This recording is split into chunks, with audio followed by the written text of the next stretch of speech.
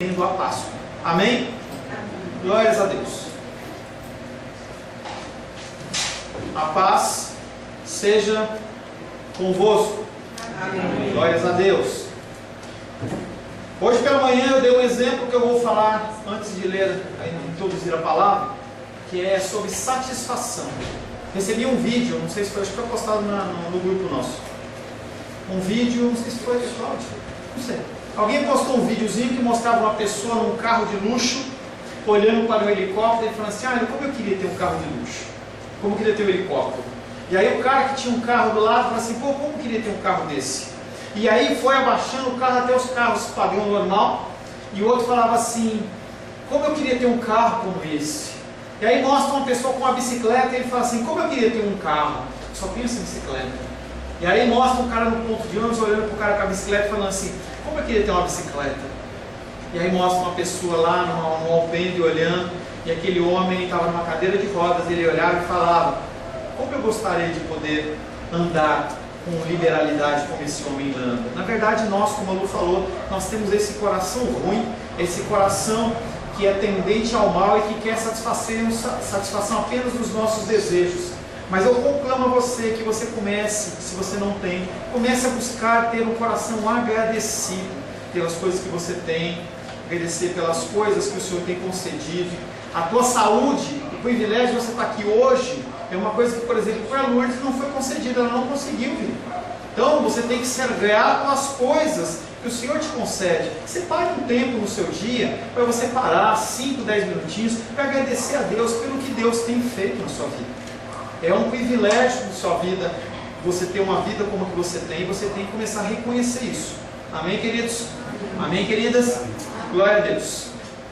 Dentro do nosso tema que nós estamos estudando, João, nós temos como título da palavra de hoje: Jesus, o fiel de Deus, resgata o seu povo. Nós estamos trabalhando dentro do Evangelho de João. Nós estamos no Evangelho de João capítulo 4, tá? Nós já estamos um pouquinho avançados.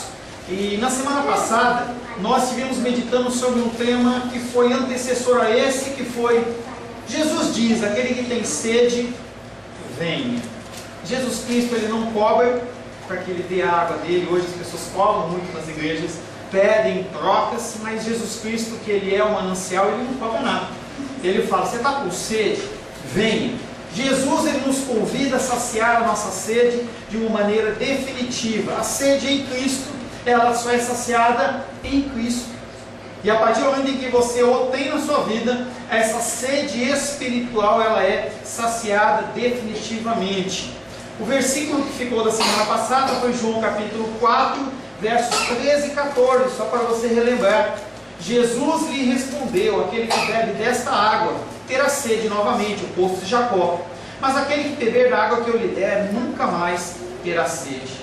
Pois a água que eu lhe der, tornar-se-á nela uma fonte de água jorrando para a vida eterna. Você não precisa de ouro e você não precisa de prata. Aquele que tem sede, se entregue apenas ao Senhor e beba do manancial de águas vivas. Tenha no seu coração uma fonte a jorrar, porque essa fonte de Cristo no seu coração não é algo apenas para você, mas é algo para alcançar as outras vidas e inundar as vidas que estão à sua volta. Impacte as vidas ao seu redor através da transformação que Ele nos proporciona. O Senhor, Ele transforma, o Senhor, Ele muda, Ele gera transformação em você, para que as pessoas possam identificar Cristo na sua vida, e assim elas sejam também motivadas a essa mudança e transformação. Mude em Cristo, não mude nas suas forças, não mude no seu entendimento, no seu intelecto, mas mude em Cristo. Conforme eu falei, a palavra de Deus, como o título de hoje tem: Jesus, o fiel de Deus, resgata o seu povo. Abra a palavra de Deus no Evangelho de João. Evangelho de João, capítulo 4. Confesso que eu me alegrei bastante na preparação da palavra dessa semana, porque algumas coisas que eu não sabia, eu aprendi. Espero que o Senhor, na graça e misericórdia dele, Ele me conceda a capacitação de passar o que eu aprendi para vocês hoje. João capítulo 4, versos 1 em diante. João capítulo 4, versos 1 em diante. Assim diz a palavra de Deus. Quando, pois, o Senhor veio a saber que os fariseus tinham ouvido dizer que ele, Jesus, fazia e batizava mais discípulos que João, deixou a Judéia, retirando-se outra vez para a Galiléia, e era-lhe necessário atravessar a província de Samaria.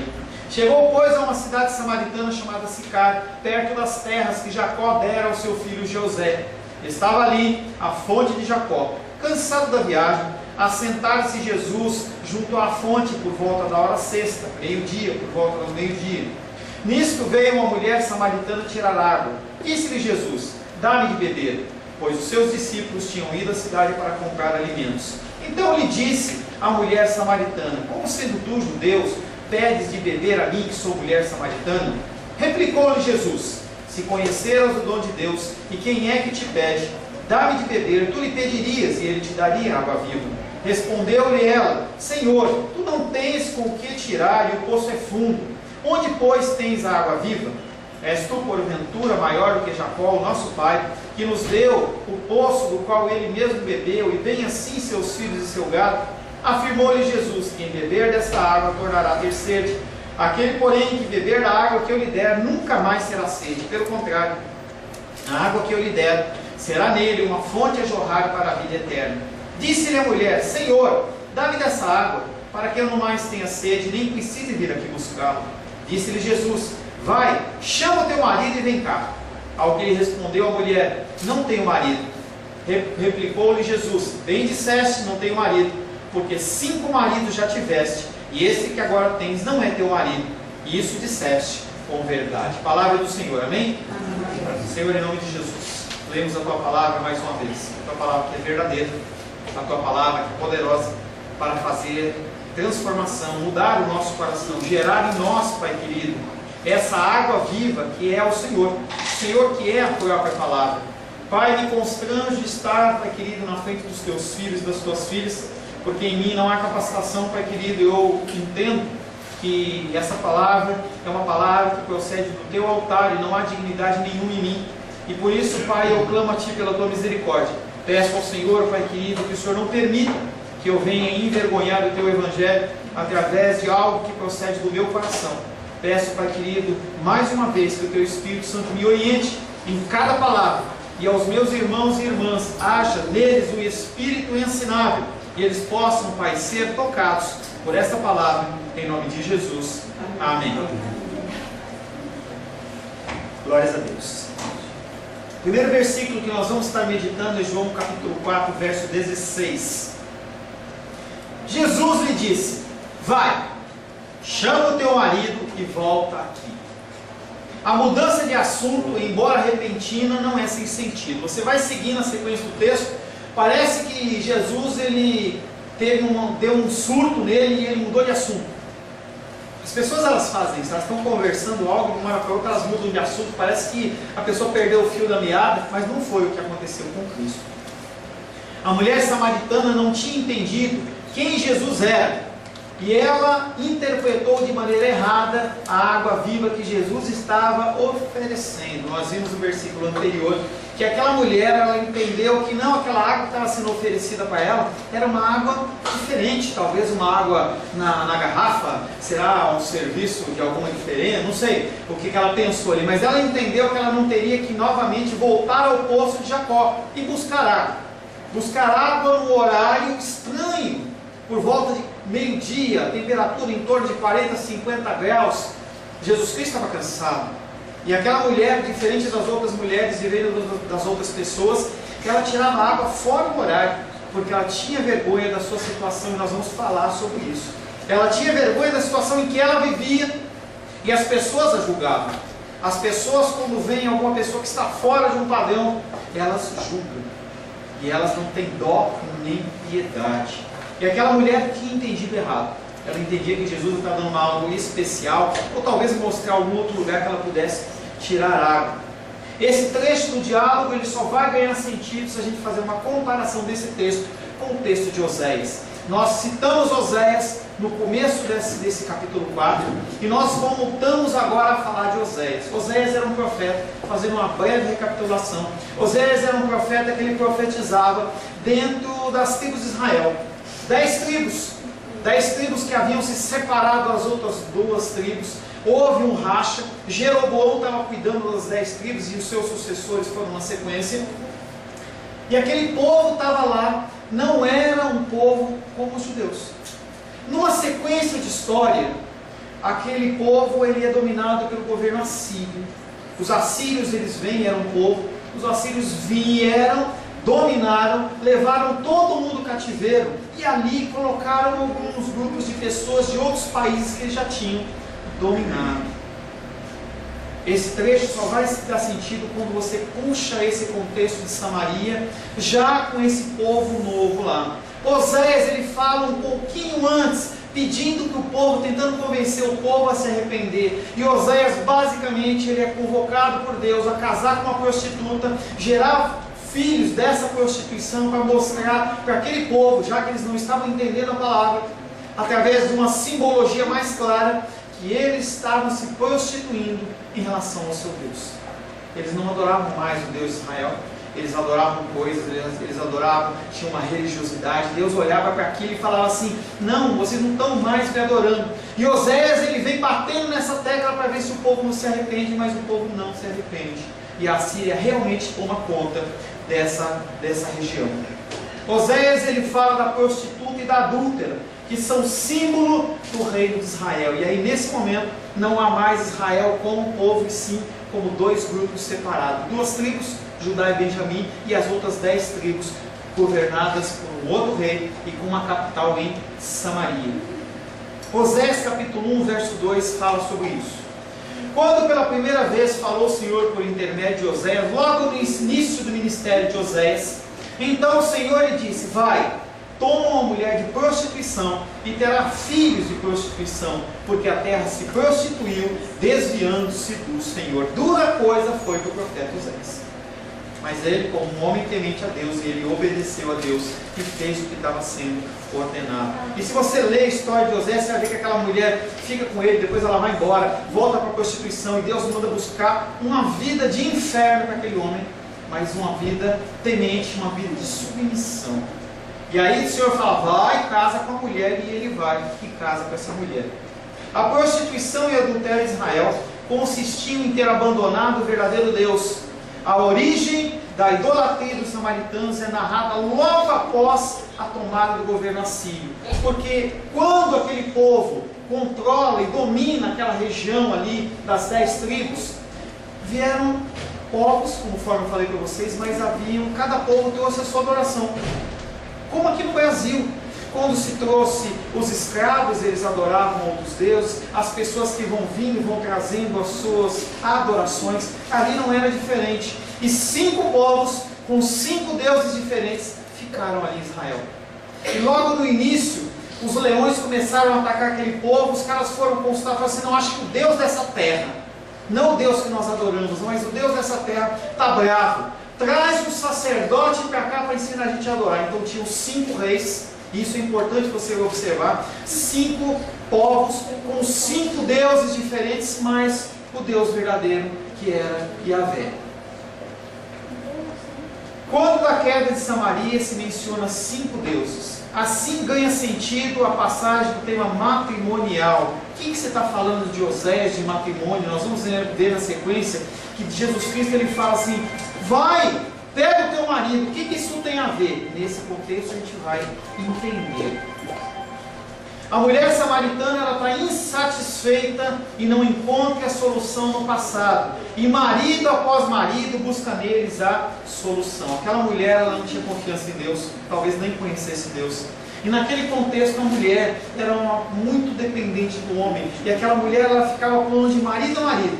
Ficava com um, casava, estava satisfazendo os desejos e necessidades dela, ela continuava. Não estava, ela casava de novo, ela casava de novo, ela casava de novo, até que chegou ao 5º marido. E aí, depois do 5º marido, ela junta com outro homem, que é o 6º, que vai ficar com ela. A mulher samaritana está insatisfeita. Nesse momento, Jesus aparece talvez como alguém que vai trazer uma solução para o caso dela, vai trazer uma possibilidade nova. Talvez ela abandonasse aquele marido e fosse seguir Jesus, fosse a solução nova para a vida dela. Mas Jesus quer apenas que ela reconheça a sua situação, para com aquela situação romper. Não tem como você mudar o seu coração se você não reconhecer a situação que você vive.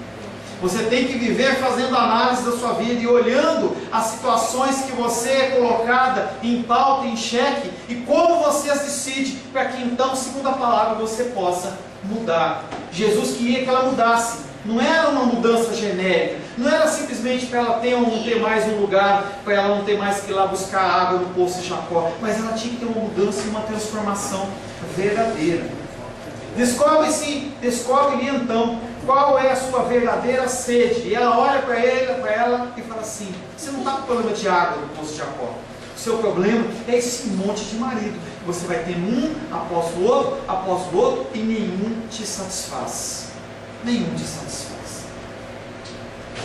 Samaria traiu a Deus, o esposo do noivo buscando outras alianças. Oséias capítulo 5, verso 1 diz: pois a sua mãe se prostituiu, aquela que os concebeu ouve-se torpemente, porque diz: irei atrás dos meus amantes, que me dão o pão, e a minha água, e a minha lã, e o meu linho, e o meu óleo, e as minhas bebidas. Do mesmo jeito que o povo de Israel se prostituiu, buscando satisfação dos seus desejos, as pessoas hoje, no contexto cristão, fazem isso.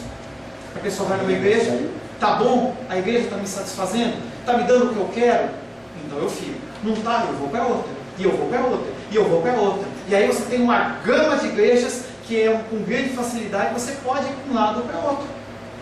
E aí eu quero te explicar mais uma coisinha. Quando a gente lê na palavra de Deus a palavra Baal, B-A-A-L, a gente normalmente já faz a ligação como um demônio. Mas quando você vê a palavra Baal dentro do contexto hebraico, Baal significa Senhor. Inclusive o nosso Deus, ele era chamado de Baal, um Senhor. E quando a mulher olhava para o seu marido, ela tratava dele de Baal, também de Senhor. E aí a chamada de Cristo é: abandona esse Baal e vem para esse Baal aqui, que é o Deus verdadeiro. Não há paz fora dos desígnios de Deus, e para aqueles que Ele ama, não permite a destruição. E aí uma benéfica do Senhor. Ele sabe que nós somos tendentes ao mal. Ele sabe que nós somos pecadores. Se nós formos entregues aos nossos próprios desejos, a gente está perdido. Há pessoas que Ele ama. E eu falava essa semana com uma pessoa, e a pessoa falava assim: não, mas Deus ama todos. Eu falei: querido, infelizmente, querida, Deus não ama todos, Ele ama a alguns. Quando você lê os textos bíblicos, você vê que Ele se refere a muitos e não a todos. Porque você tem que entender a soberania de Deus como soberania. Deus, Ele tem um poder, Ele tem uma autoridade que é sobre todos. E aqueles que Ele ama, Ele dá um jeito de resgatar. Aqueles que Ele ama, Ele dá um jeito de cercar e de trazer proximamente a Ele. Oséias capítulo 2, verso 8 e 9.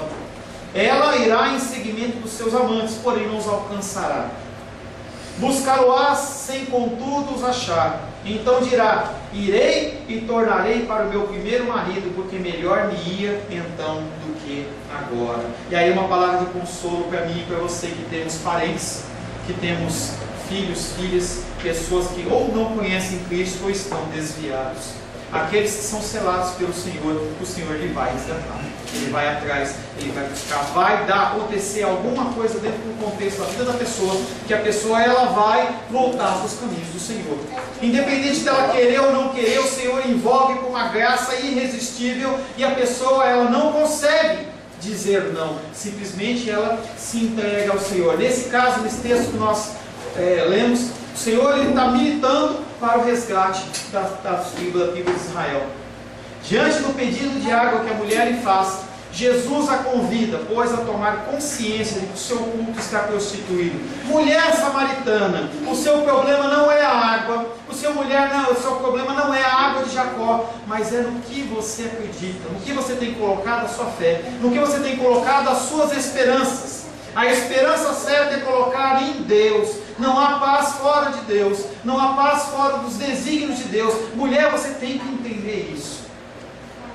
Por essa virada no diálogo, Jesus indica que ela também entendeu mal as verdadeiras dimensões da sua própria necessidade. Ela não está com sede de água natural. E Jesus, ao manifestar o seu conhecimento do passado, moralmente desordenado, nós vamos ver ela falando dos 5 maridos, exibe o seu próprio conhecimento sobre o humano, uma coisa que a mulher lá no versículo 19 ela vai entender, vai falar: tu és profeta. E aí o Senhor ele vai trabalhando com cada pessoa de uma maneira individual, de uma maneira singular, porque o Senhor ele não te trata de uma maneira comum, Ele trata você de uma maneira singular, e Ele vai trabalhando na sua vida com características e situações diferentes para alcançar o mesmo objetivo, que é a rendimento, a entrega nossa ao próprio Deus. Jesus ele se observa e é extremamente flexível quando ele trata com pessoas diferentes, suas necessidades variadas. Por que a gente acha diferente? A gente olha para as pessoas e a gente entende que as pessoas têm que ter o mesmo tipo de conhecimento que a gente tem, que a gente tem que ter o mesmo tipo de entendimento que a gente tem, e as pessoas não são iguais. As pessoas elas têm vida diferente, contextos diferentes, a vida moldou essas pessoas de forma diferente, elas têm que ser alcançadas também de formas diferentes. Tem um lado negativo que eu falei, que são as igrejas com diversidades, em que você pode buscar até coisas erradas, mas também a diversidade das igrejas muitas vezes é para que o Senhor possa alcançar a sua vida. Jesus Cristo é um Deus que Ele alcança todos os povos, tribos e raças. Então Jesus Cristo está aqui, mas Ele também está numa igreja batista, Ele está numa igreja presbiteriana, Ele está numa igreja Assembleia de Deus. Você não tem que se preocupar com a placa. Você não tem que se preocupar com isso, tem que se preocupar em um lugar em que a palavra de Deus seja realmente pregada. Está no lugar que a palavra seja realmente pregada? Amém. Independente da placa. Jesus Cristo ele tem um meio singular de tratar com os seus filhos. Afinal de contas, Jesus ele é o Cordeiro de Deus que tira o pecado do mundo.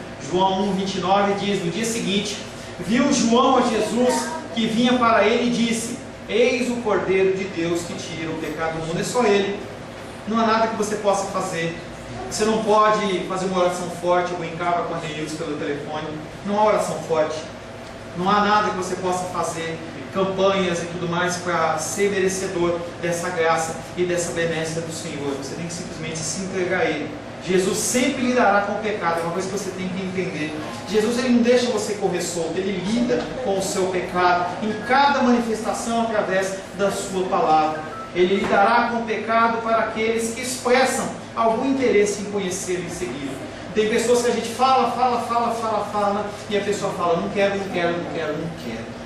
Algumas pessoas é hora de você parar de falar, outras pessoas é para você continuar perseverando, e o Espírito Santo de Deus é aquele que vai te dar a definição de o que fazer ou não fazer. João capítulo 4, versos 17 e 18 diz: a mulher lhe respondeu: eu não tenho marido. Jesus lhe disse: tens razão em dizer que não tens marido, pois tivesse 5 maridos, e o que agora tens não é teu marido.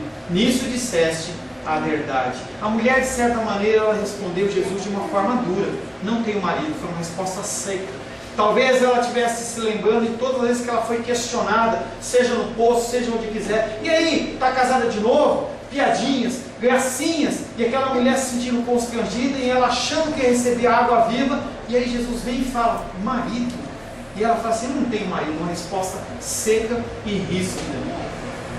E era uma resposta verdadeira, porque realmente ela não tinha mais 5 maridos. Não se sabe se ela tinha se divorciado daqueles maridos, não se sabe se eles haviam morrido, mas a verdade é que ela tinha 5 maridos, ou houveram 5 maridos na vida dela, e naquele momento ela estava com um que não era mais o seu marido. Sem dúvida, a sua intenção era evitar qualquer outra investigação. Será que esse Jesus ele vai começar a perguntar por quê? Será que Jesus ele vai começar a falar: não, então eu vou te dar água viva porque você é suja demais, você está num contexto totalmente fora? Com a sua resposta: não tenho marido, a mulher mostra toda a vergonha que ela está sentindo. Ela vive numa situação irregular. Jesus, como sempre, ele não deixa uma ferida podre, ele expõe a ferida. A luz da palavra tem essa finalidade: expor o pecado. E Jesus expõe a sua verdade, mas não de uma maneira bruta, não de uma maneira ignorante, não de uma maneira violenta, mas com amor, com tranquilidade, com mansidão, entendendo a dificuldade daquela mulher Jesus, ele expõe a verdade, mas de uma forma gentil. E no final das contas, ele ainda elogia a sinceridade dela, dizendo: nisso disseste a verdade. Então ele está trazendo um pouco de conforto para aquela mulher, para que ele pudesse falar abertamente a ela. Entenda que naquele contexto, a opinião dos rabinos, que eram as autoridades daquela época, mais de 3 casamentos, independente da situação, era condenado. E a sociedade apoiava isso. Aquela mulher, ela era como uma leprosa. Era uma mulher como se fosse uma prostituta, uma pessoa que não merecia nenhum tipo de respeito. Voltando agora à situação da Samaria que a gente falou: 5 reis, 5 povos, 5 adorações diferentes. 2 Reis, capítulo 17, verso 41. Assim essas nações temiam o Senhor e serviam as suas próprias imagens futuras, como fizeram seus pais. Assim também os seus filhos e os filhos dos seus filhos, até o dia de hoje. E essa palavra foi escrita milênios atrás e ela é válida ainda nos dias de hoje. Você diz que serve a Cristo, você diz que tem Cristo como o Senhor da sua vida, e mesmo assim você serve os deuses. Você serve a sua família, você serve o seu trabalho, você serve os seus bens, os seus desejos, os seus anseios. Quais são os desejos do seu coração que estão acima de Deus? Hoje pela manhã a gente falava do sacrifício de Isaac, e a gente falou sobre a dificuldade daquele homem, todo um plano, todo um projeto de vida, tudo que tinha sido acontecido poderia se eliminar. E quando nós lemos o texto, parece que Abraão era super espiritual, né? Não, filho, pode ficar tranquilo que Deus ele vai prover. Deus ele vai prover o cordeiro, ele vai prover tudo. Não esquenta a cabeça não. O coração de Abraão devia estar enrugado de tão preocupado. Apesar de ele estar expressando a sua fé, o coração dele, a emoção dele devia estar muito abalada. Por que Deus está fazendo isso comigo? Será que eu vou matar esse menino? Como é que vai ficar essa história? E ele vai agindo pela fé, porque fé é realmente isso. Você agir sem você estar vendo o que está acontecendo. Sem você conseguir ver uma possibilidade. Ele não ouviu um balido, ele não ouviu um barulhinho. Não pode ter que ter uma ovelhinha. Não, ele colocou a lei em cima do filho dele. E eu falava hoje pela manhã que a Bíblia não fala mais ou menos da idade dele, mas eu creio que devia ser uma criança do tamanho do Gabriel, um pouquinho maior, talvez. Porque era uma criança, não era um homem ainda, mas ele conseguia carregar a lenha para o holocausto. E ele olha para o pai dele e fala: papai, cadê o bezerrinho? Cadê o ovelhinho? Cadê o animal para o holocausto? Abraão não falou aquilo com o coração tranquilo, mas ele obedeceu, ele agiu pela fé. A busca de satisfação e suprimento em outros deuses impedia que houvesse adoração ao Deus dos judeus. Na realidade, pois tinham rompido com ele. Quais são os seus deuses? E aí tem um livro interessante que a gente já leu, algumas pessoas já leram, que chama Ídolos do Coração. Você acha que você está isento de idolatria porque você não tem imagens, estátuas de escultura na tua vida, na tua presença ou na tua casa. Mas o que é que você idolatra? Será um neto? Será uma neta? O que é que uma sobrinha? O que é que você idolatra? O que você coloca na frente de Deus? Porque você consegue se descobrir se uma coisa é idolatria para você quando você coloca isso na frente de Deus. Não estou falando de vir para a igreja, estou falando de colocar na frente de Deus. Você olha para as situações e coloca coisas na frente de Deus que são mais importantes, como se Deus ele pudesse ficar simplesmente em segundo plano. Oséias 8:1 diz: emboca a trombeta, ele vem como águia contra a casa do Senhor, porque transgrediram a minha aliança e se rebelaram contra a minha lei. Entenda que, se você é um salvo, Deus ele vai descer um porrete na sua cabeça até te colocar na linha. Se você não é um salvo, ele entrega você o próprio desejo, você vai indo, vai fazendo o que você quer. Pessoas elas vêm para a igreja e vão, e conforme a nossa igreja for crescendo, se o Senhor assim o permitir, você vai ver que pessoas elas passam pela igreja em momentos de luta e dificuldade, ficam um tempo, recebem oração, recebem ajuda e depois, opa, vai embora. Se essa pessoa é de Deus, ela volta em algum momento. Se não é de Deus, ela vai continuar se retroalimentando com um falso cristianismo. E pela manhã eu brincava que, se você quiser, eu vou fazer uma carteirinha de igreja para você. Porque se você não consegue ser cristão, pelo menos você coloca aquela carteirinha lá, Igreja Cristã Semente de Vida, na sua carteira, e você tem uma confiança que ali vai dizer que você é salvo, você não é salvo. Pelo menos você vai ter uma falsa confiança que vai ser desmascarada apenas no juízo. Porque é só isso que uma carteirinha faz. Uma membresia de igreja, só isso que ela faz. Você é convocado a congregar em algum lugar. A palavra de Deus diz que é aqui que nós aprendemos a conviver. Você vê o falhas do outro, vê o erro, vê o proceder, e você vai sendo afiado. A palavra de Deus fala em Provérbios que é ferro afiando ferro. Você fala uma coisa, e você viu que magoou a pessoa, e aí você tenta se consertar, e você vai aprendendo, e você vai virando uma pessoa, sendo transformado em uma pessoa melhor. Embora a trombeta, ele vem como a águia contra a casa do Senhor, porque transgrediram a minha aliança e se rebelaram contra a minha lei. Você se rebelar contra a lei do Senhor não fica por isso mesmo. Não é a pizza dos governos, das coisas que a gente vê, dos juízos. Não. A lei do Senhor, ela é no céu. Deus, porém, não rompeu com eles. Com eles quem? Aqueles a quem Ele ama. Ainda em Oséias 11:8. Como te deixaria, ó Efraim? Como te integraria, ó Israel? Como faria como Admar? Como fazer-te um Zeboim? Meu coração está comovido dentro de mim, e as minhas compaixões a uma se acendem. De um lado, um Deus fiel. De um outro lado, nós com a nossa infidelidade. Ele não pode ir contra o seu próprio ser, ele continua fiel. E ele vai trazer você, nem que seja na margem, para que a vontade dele seja cumprida. Ocorreu com Israel no passado, agora com a mulher samaritana, por meio de Jesus. Deus lhe oferece o seu dom. Essa noite Deus oferece para você o seu dom dele, de amor, de conversão. Pastor, mas eu tenho 5 anos, 10, 15, 20, 30 anos de conversão. Não importa. Você pode ser uma pessoa religiosa dentro de um contexto religioso. A gente falava hoje pela manhã sobre Isaías. Isaías, quando ele contempla Deus, ele fala assim: Deus, eu tenho lábios impuros e vivo no meio de um povo de lábios impuros. Você vive no meio de um povo de lábios impuros. Será que seus lábios são purificados?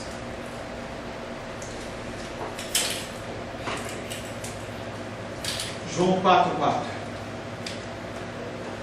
E era-lhe necessário atravessar a província de Samaria. Jesus foi o instrumento para chegar naquele povo. Conforme eu já falei para vocês, ele poderia ter ido por outro caminho, e a grande maioria dos judeus optava por não passar em Samaria, porque Samaria era considerada como imunda. Mas Jesus, ele tinha um propósito na vida daquela mulher, e você vai ver na sequência que aquela mulher, ela fala muito de Cristo. Ela vira uma evangelista lá, falando, trazendo as pessoas, falando o que aconteceu, de como foi. Ele tinha um propósito naquela vida, e ele criou um caminho para aquilo. E ele usa hoje, eu e você, no meu trabalho, no seu trabalho, na escola, onde você passa, no teu trajeto, no seu círculo social. Você é um instrumento de Deus para trazer essa água viva que é Cristo. Deus promove o contato com eles. Nós não temos contato com condição nenhuma de conseguir esse contato de Deus. Nós precisamos que Ele nos alcance. Deus promove o contato com eles, pois está disposto a chamá-los de seu povo. Com isso, terminará a busca de outros senhores. Oséias capítulo 2, versos 19 e 20. Desposar-te-ei comigo para sempre. Desposar-te-ei comigo em justiça e em juízo, e em benignidade e em misericórdias. Desposar-te-ei comigo e em fidelidade, e conhecerás o Senhor. Quando Ele te alcança, quando Ele te toca, você tem que clamar por essa misericórdia dele. Você tem a sua vida mudada e transformada. Não antes disso. A comparação entre Jacó e Jesus, feita pela mulher, lá em João 4,12, que nós já passamos: és tu porventura maior que Jacó, nosso pai? Sim, ele é maior. Não só é maior, como ele oferece uma água diferente do que esse poço. Essa comparação mostra que Jacó foi o princípio de um povo, mas Jesus, ele é o princípio de um novo povo. É um divisor de águas na sua vida. Jesus Cristo, se Ele realmente entrou na sua vida, você tem que mudar. O que acontece é que você vai caminhando no seu dia a dia e você vai esquecendo disso. As coisas, as lutas, as dificuldades, elas vão aparecendo e você começa a não priorizar mais a figura de Cristo. Talvez uma faculdade, uma namorada, uma situação. Você começa a se preocupar com outras coisas e você vai se afastando de Deus. Lá em Apocalipse diz, não me foge o nome da igreja, em que ele fala assim: eu tenho contra ti uma coisa. E é uma grande parcela dos cristãos hoje, talvez aqui no nosso grupo, talvez as pessoas que nos ouvem. Eu tenho uma coisa contra ti: você abandonou o primeiro amor. Será que você abandonou o primeiro amor? Será que você já não ora mais como você orava?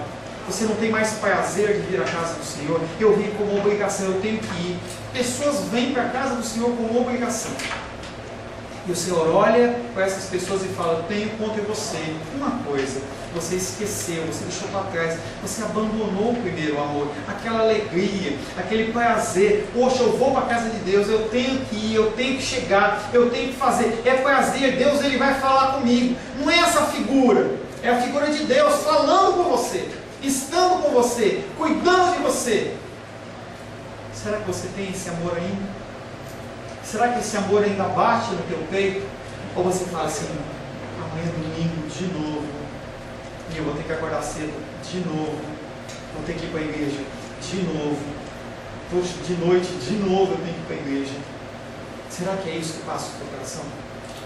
Se você está com esse sentimento, se você está com esse tipo de procedimento no seu coração, é o momento de você parar. O problema não é Deus, o problema não é a igreja, não é você mudar de igreja, mas o problema é você. O seu coração se esfriou. A palavra de Deus diz que nos últimos dias os homens e as mulheres, eles teriam o seu coração esfriado. Se você for na televisão hoje, eu lembro que a primeira vez que eu tive contato, há uns 15 anos atrás, quando eu fui para os Estados Unidos, que a gente só tinha aqui Globo, SBT, Record, Manchete, Cultura, 5 canais. Os mais novos não entendem isso, mas os mais velhos sabem disso. E aí eu fui naquela televisão lá e começava 1, 2, 3, 5, 10, 50, 100, 150, que tem muito mais canais. E aí eu começava a assistir um programa, e aí entrava lá no comercial, lá, vou ver o que tem nos outros. Nunca mais eu encontrava aquele canal. Muito canal, muito entretenimento para você. Você tem muitas opções para você não vir para a igreja. E essas opções, elas vêm te envolvendo, te envolvendo, te envolvendo, te envolvendo. Você vai se afastando dentro do seu discipulado diário também. As coisas mais importantes vão ficando de lado. É urgente, eu preciso fazer isso agora, eu preciso. Deus vai ficando de lado, seu coração vai esfriando. Daqui a pouco mais, você só tem um título de cristão, talvez você só tenha aquela carteirinha. Uma lembrança de uma época que você fazia parte de adolescentes, de crianças, de jovens, alguma coisa, mas você não tem mais esse amor que batia no seu peito. A água ou tradição dada por Jacó não acabou com a sede. Eu, como ser humano, não posso acabar com a sede. Provocando em consequência a busca incessante por parte da mulher samaritana, traduzida na multiplicidade dos seus maridos. Ela queria satisfazer o desejo do seu coração e ela buscava os maridos. Talvez você não tenha vários maridos ou várias esposas, mas no que você se satisfaz? Aconselhava uma família há uns 15 dias atrás, em que o marido ele era presente, ele não vivia, não alterava, ele estava sempre em casa, mas ele era uma coisa que o presbítero Sebastião fala. Ele era um pai ausente, ele era um pai vivo, mas ele era ausente. Ele estava lá, não saía para jogar bola, não saía para isso, nada, mas ele estava lá, mas ele era ausente. Como é que você fala, Sebastião? Filhos, pai e mãe, órfãos de pais e mães vivos. E aquele homem, ele tinha uma série de hobbies, uma série de desejos, e aí cansava de uma coisa, pegava outra coisa, e agora é a moto, e agora é a internet, agora é a tecnologia, agora é isso, aquilo, e as crianças crescendo, sem nenhum respaldo nem do pai nem da mãe. Aquela família totalmente perdida. A água ou tradição dada por Jacó não acabou com a sede. Essas coisas não acabam com a tua sede. Podem te dar um prazer imediato. Entenda que pecado ele traz prazer, não traz felicidade. Prazer imediato, momentâneo. As pessoas vão para o carnaval, pulam, se prostituem, enchem a cara, faz de tudo e momentaneamente elas têm um prazer, mas a felicidade verdadeira apenas em Jesus Cristo. A água que dará Jesus matará a sede. Será um encontro definitivo com Deus verdadeiro. Aquela mulher ela vai ser mudada e ela vai ser transformada. Feche seus olhos. Em nome de Jesus. Senhor Deus, Tu és o manancial de águas vivas. Confesso, Pai querido, Confessamos, Senhor, que nós somos envoltos em uma série de coisas que nos afastam de Ti. E o pior de tudo é que nós gostamos. É incômodo estar na Tua presença, Deus. A Tua palavra nos incomoda, porque ela mostra a realidade do nosso ser. A Tua palavra, ela traz luz aos nossos pecados. A Tua palavra traz luz ao nosso estado pecaminoso, às nossas atitudes pecaminosas. Nós não somos merecedores da Tua graça, Deus. Nós não somos merecedores do Teu amor. E se o Senhor não nos alcançar, nós continuaremos andando, olhando apenas os nossos desejos. Podemos colocar a culpa nos nossos pais. Podemos colocar a culpa nos nossos filhos, nos nossos cônjuges, naquelas pessoas que nos rodeiam, situações, mas na verdade, o problema maior está em mim. Eu preciso me converter, eu preciso ter um encontro real e verdadeiro com o Senhor. E se isso não proceder de Ti, Pai, não é de mim que vai acontecer. Por isso, Pai, quero entregar nas Tuas mãos o meu coração nas Tuas mãos. Nesse dia de Santa Ceia, Pai, em que nós relembramos, Pai, que no sacrifício que Tu fizeste na cruz do Calvário, Pai, tem misericórdia de nós, Pai. Que nós possamos, Pai querido, olhar para nós mesmos e ver, Pai querido, a pecaminosidade do nosso coração e nós nos arrependermos dos nossos maus caminhos. E então nós possamos tomar a Santa Ceia. Santa Ceia que ela é destinada, Pai, a todos aqueles que acreditam em Ti. Nós não queremos ser condenados em juízo, por isso nós precisamos do Senhor, Pai. Ilumine os nossos caminhos, mostre os nossos erros e nos constrange a um arrependimento verdadeiro, Pai, em nome de Jesus. Amém. Glórias a Deus. A paz seja convosco. Meu nome é Paulo César. Eu sou pastor da Igreja Cristã Semente de Vida, aqui em Brasília, Distrito Federal. Me alegro que a palavra tenha te alcançado. A palavra faz isso. Ela alcança as pessoas aonde quer que elas estejam.